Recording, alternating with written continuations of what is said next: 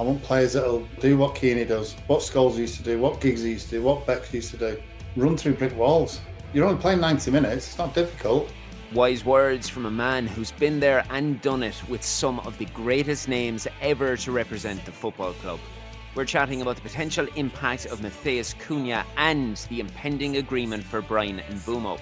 We're also dissecting the parallels between Sir Alex and Ruben before celebrating the Manchester United Foundation and Snowdon at sunrise. It is all coming up on your Theatre of Red.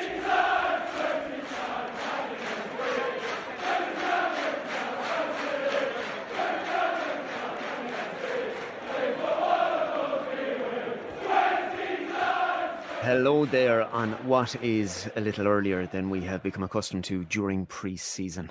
I know you have all become very fond of my dulcet tones, but it's not very often that we are presented with the opportunity to share some time with a man who was part of the legendary treble-winning squad of '99. On this day of all days, I am delighted to welcome Mr. David May to the Theatre of Red. How are you, sir? I'm very well. You? Good. Long time no see. Long time no see is right. I've told nobody that you're joining me today. I said it would be a pleasant surprise to ease the midweek pain for our loyal listeners. You know yourself, given the time of year, supporters are suffering from the daily sensationalism of many outlets and the natural speculation that comes in hand with Manchester United. You arrived at Old Trafford into a side that had just won the domestic double under the greatest manager of all time. Mm-hmm. I remember Sir Alex speaking about you during a period of general surprise that you had been allowed to leave Blackburn. He stated that when you had heard United were interested, that there was nothing else going to compare. As we look into what may occur throughout July, Ruben Amorim has already welcomed one major signing, with the prospect of a second merely days or weeks away. Mm-hmm. Now, with Matheus Cunha, the world saw a player mirror your experiences in acknowledging the honour of signing for the football club. You have had the privilege of being around some of the most transformative players in the club's history. And with Omar Barada believing that our new Brazilian has the capabilities to achieve something amazing, even citing the legendary king himself. Considering what has been and gone last season, David, does Matheus Cunha to Manchester United excite you? 100%. I think whenever we played against him and you watch him, obviously I watched probably about 95% of the games in the Premier League, you know, Super Sunday, Monday, Tuesday, Wednesday, the amount of games now. I watched probably about 95% of them. So the talk, even before we was thinking about signing him, he was always the type of player that I thought, and we thought collectively as ex-players, would be a brilliant addition to the club. And the fact now that he's actually joined as a Manchester United fan as well is an unbelievable signing. And I think you touched on the qualities that, you know, a certain French bloke had here as well. He could certainly be up there with him. I think he's a fantastic player and a brilliant addition, a really, really brilliant addition to the club. Especially at a time when we're after coming off what has occurred domestically last year. It's a nice bit of cocking your chest out moment in homage to the great Frenchman, that you can actually still pull a player of that caliber. He's not even approached his prime. This is something I've been saying every single week in the podcast. Yeah. He's only looking at what is to come. Mm-hmm. When you take it as a whole, I think it's a pretty fair assumption that it's nearly impossible for any manager or superstar tactician to replicate anything that Sir Alex Ferguson achieved throughout his time at Old Trafford. But Ruben Amorim is the latest in a long list of these post-Fergie appointments who has been charged with the task.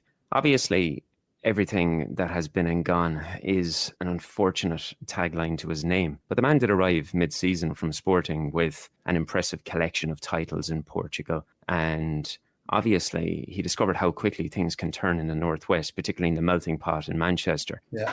I like to think of it, though, like everything, that good things often take time and patience. When you now see an Ineos hierarchy publicly supporting Ruben through Omar Barada with ample confidence in moving forward, this is something I get lost in a lot, and I could discuss it for hours. The biggest thing that I want to discuss with you, given your experiences, I feel that there's many parallels between himself and Sir Alex, given their accomplishments before arriving. the public persona, the confidence in speaking to the media and being able to be direct, and an unwillingness to change their beliefs and the nature of the troubles that they've encountered. And despite the daily torment that both were and are currently being subjected to, I think there's a familiar similarity to an inner confidence that Amorim exudes, and it's epitomised by his end-of-season address to the Old Trafford faithful. For you now, as a man who has been there and done it under the very best, do you look at Ruben and see the similarities, and do you think he possesses the required mental fortitude and the ability to achieve his goals at the football club? I think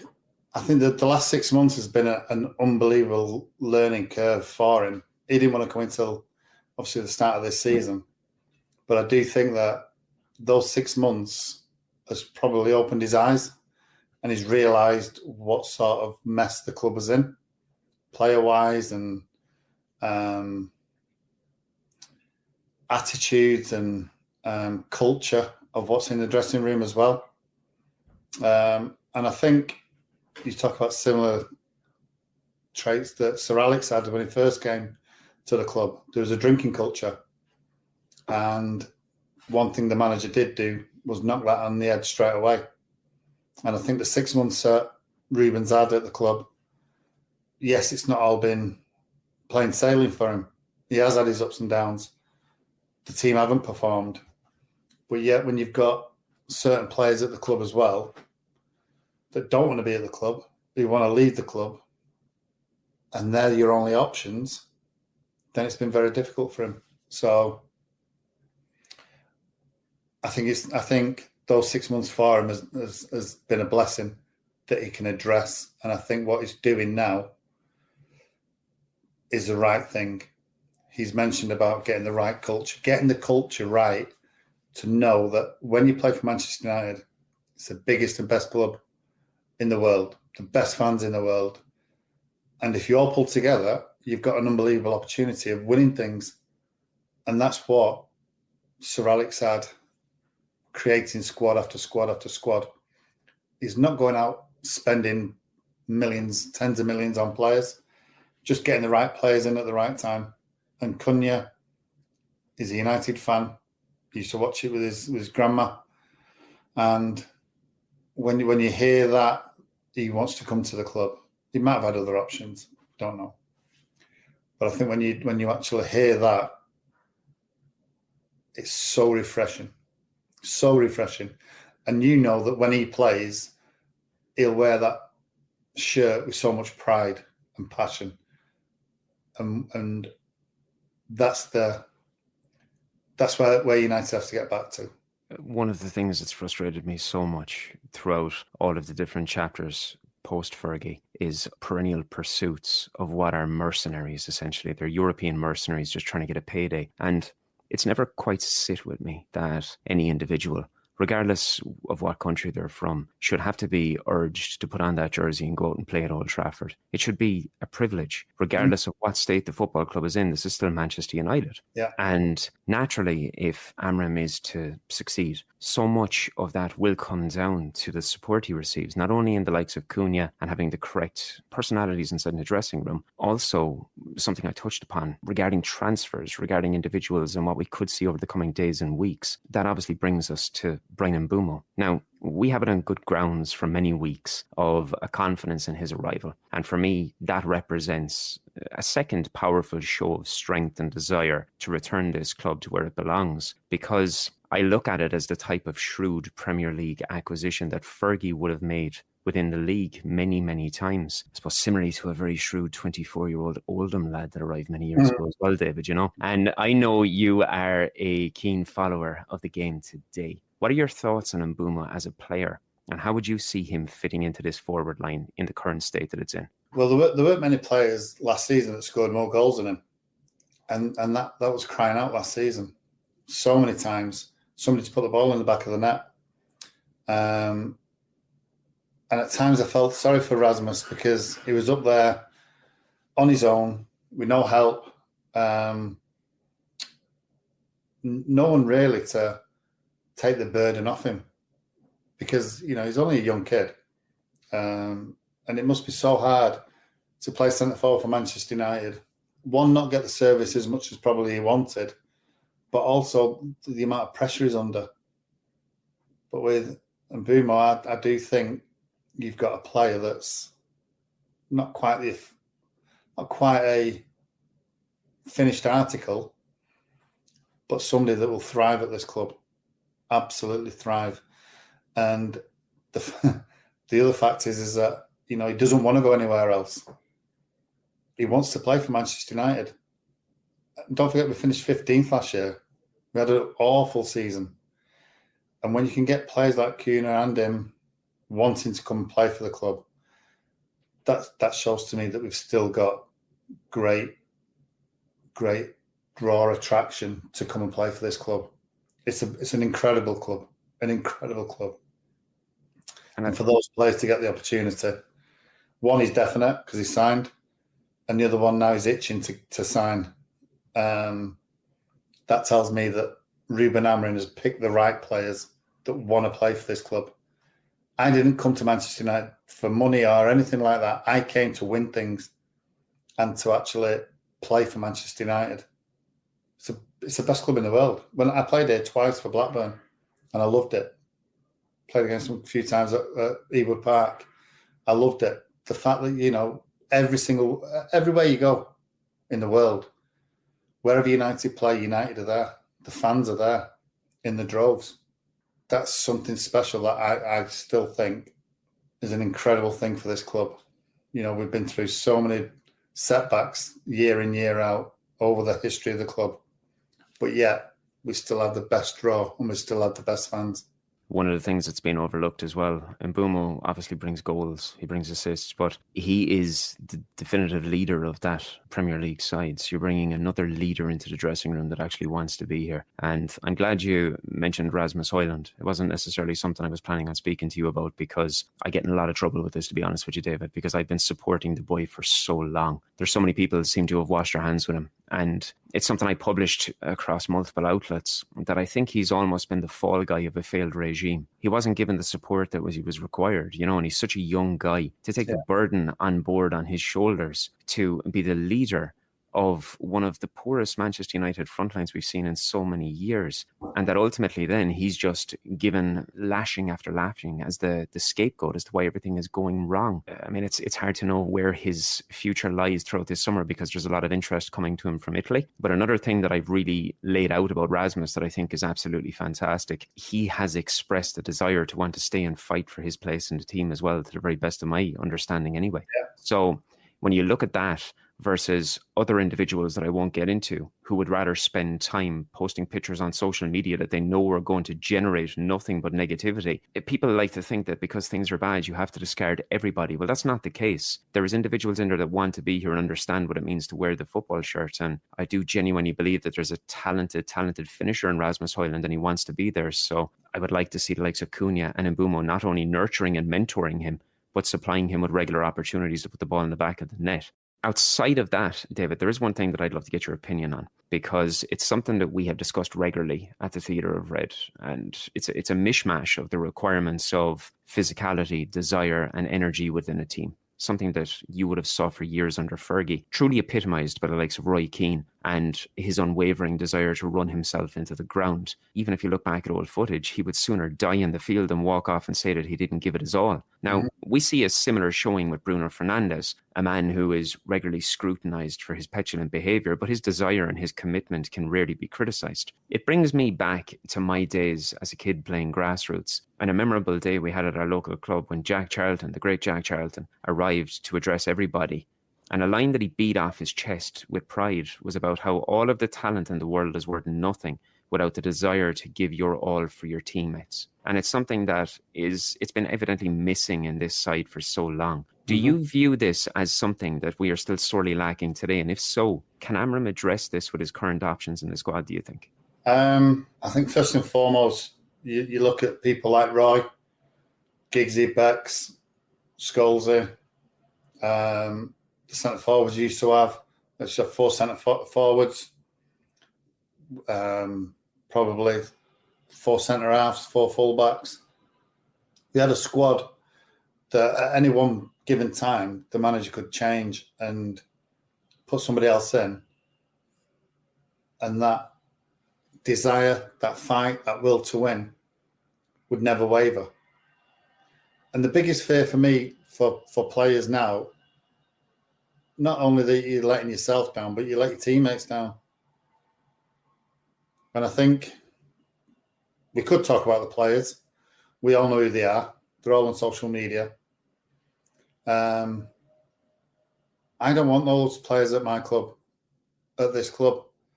I want players that'll do what Kearney does, what Scholes used to do, what Giggs used to do, what Beck used to do. Run through brick walls. You're only playing 90 minutes. It's not difficult. And yeah, you might not get them, but you might not like the manager. So what? Not everybody gets on well with managers. But what you've got a duty of care to the club and to the fans and to your teammates. And that's more important than anything, that you're letting your teammates down. And that wouldn't happen when we played because they'd be sorted out in the dressing room. But now I think sometimes you've got to question the mindset of what some of the players are like. Are they approachable where you can, rip their heads off? Or do they just not care? And I think Ruben's got to change that around. We spoke earlier on about Sir Alex getting rid of the drinking culture and having a team and a squad capable of going out there week in, week out, putting on performances. You're not going to win every game, you know that. But what you can do, you can absolutely run your socks off for the club and give your all and not throw your hands up, not jog back. Because you're letting your teammates down. And that's the biggest sin, is letting your teammates down. And I don't know whether some of the players at this club will ever change. And I think Ruben understands that. And I think the first 6 months has been a huge, huge learning curve for him. And I'm so glad that, yes, we didn't perform well week in, week out. But I think the manager understands now that the culture of the club has to change. And I think doing what he's going to do, get rid of the players that he has to and bring in the players that we spoke about, then I think that's a huge, huge positive. I couldn't agree more.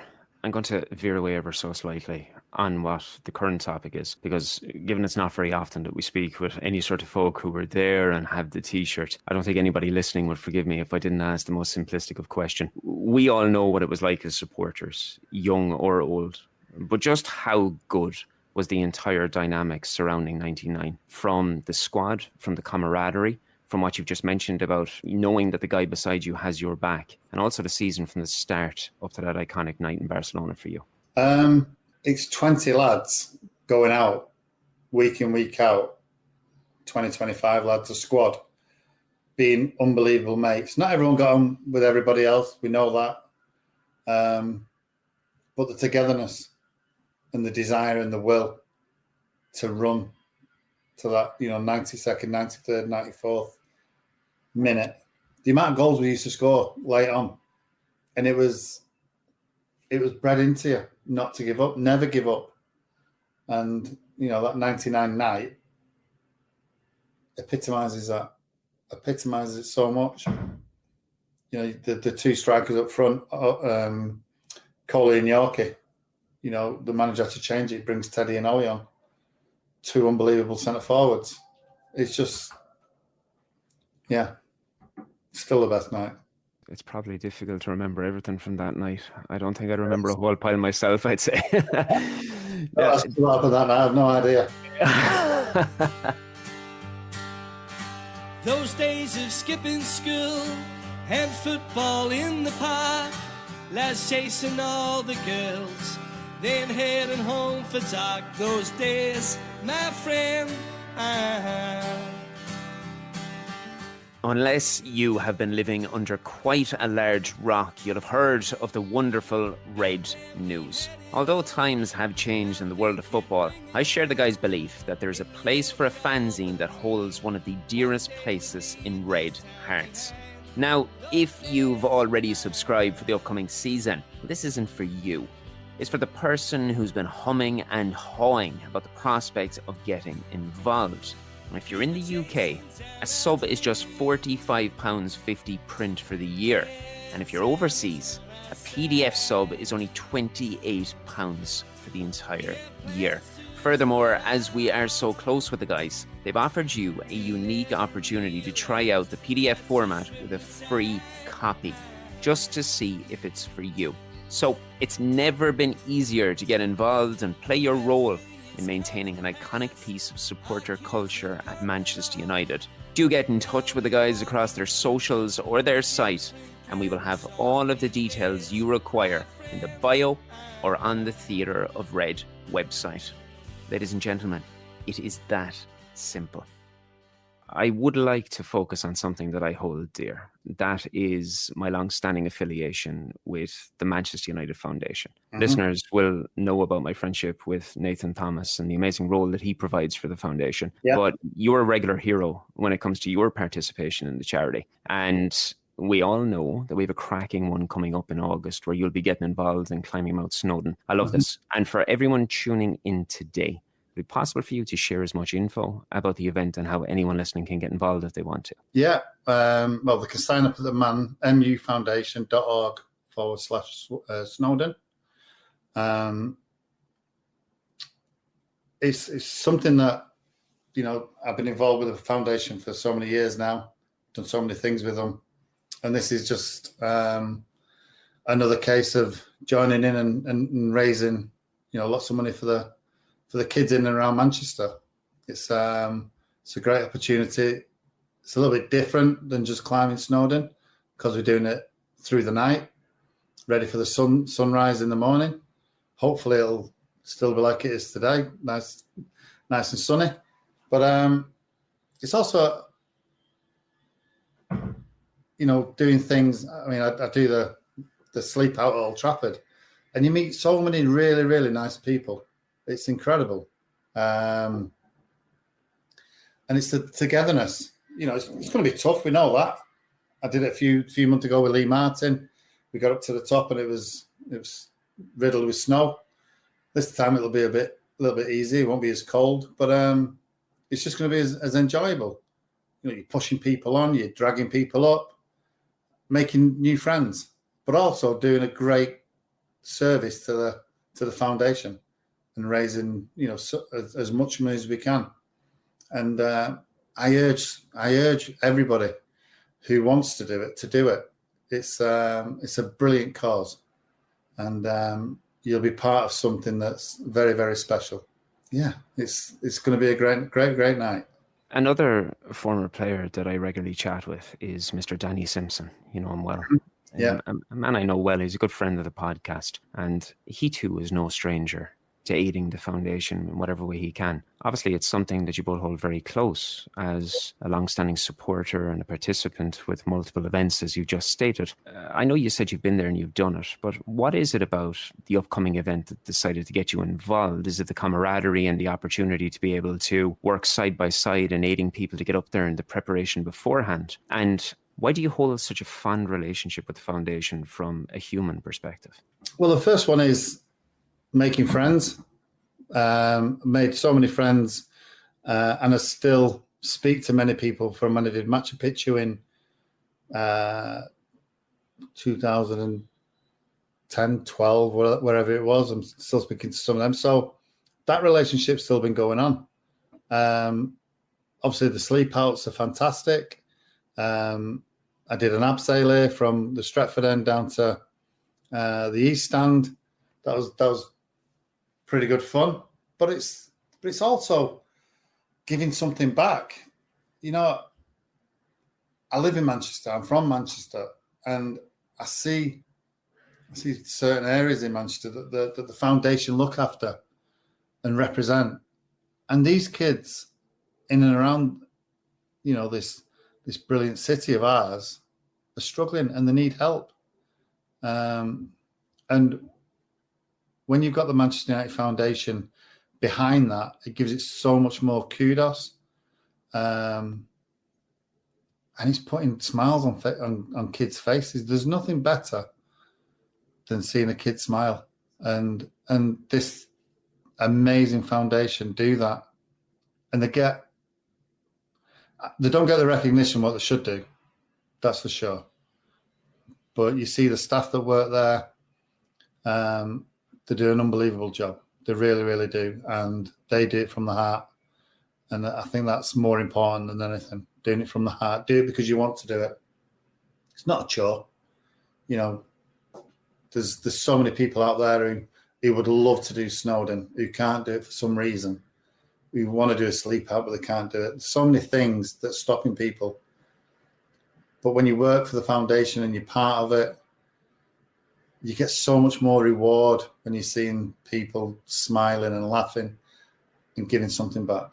And I'll continue to support it as long as they need me.